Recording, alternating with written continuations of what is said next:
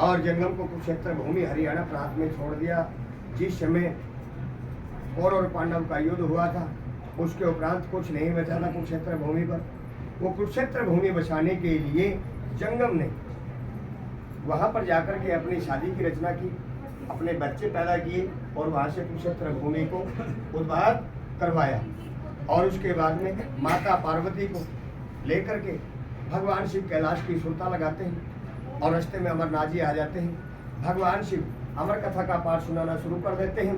वो अमर कथा का पाठ पूरे 12 महीनों का था। 6 महीने माता पार्वती सुनती है।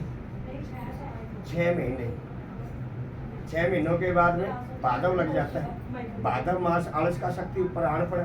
शक्ति सोवे सुख की निद्रा हो करता कौन है। तोते के अंडे में जीव प्रकट हो जाता है। कहाँ था वो तोते का अंडा? भगवान शिव के आसन के नीचे दब गया, जिसके अंदर कोई जीव नहीं था। उस कथा सुनने से उस तोते के बच्चे में जीव प्रकट हो जाता, हूँ करके हुंकारे बढ़ जाता है। आज भी इस कलयुग में भी तोता बोलता है, हूँ करके हुंकारे बढ़ जाता है। वेद व्यास के घरवाली सुखमनी नारी खड़ी कोठे पे केस पर आई थी, अपनी जान बचाने के लिए उसके घर में प्रवेश हो जाते हैं। भगवान शिव 12 साल की समाधि लगा करके कुटिया के सामने बैठ जाते हैं। वेद व्यास ने भगवान शिव के लंगर लगाना शुरू कर दिए, भगवान शिव के मंदिर बनाना शुरू कर दिए और तपस्या शुरू कर दी। कहा कि सदा से होते आए भगवान भगत के बस में, है ना। भगवान शिव 12 साल की शून्य समाधि लगा करके बैठे थे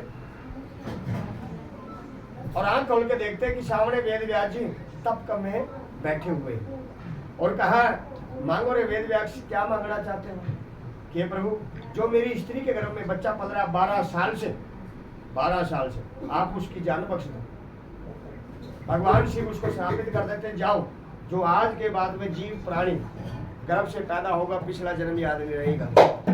इसलिए आज किसी जीव प्राणी को पिछला जन्म याद नहीं रहता। ऐसे ही देव भक्तों 12 साल के बाद में कौन पैदा होते हैं? सुखदेव मुनि।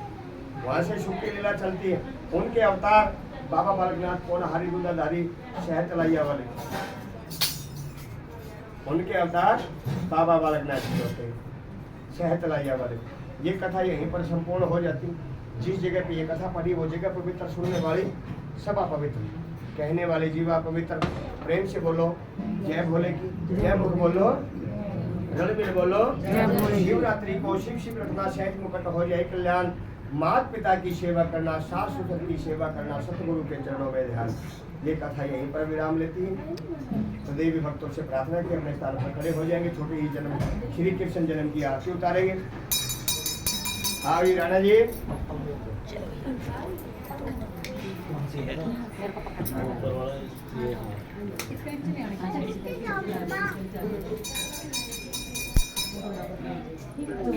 आजो बहन जी आरती उतारो।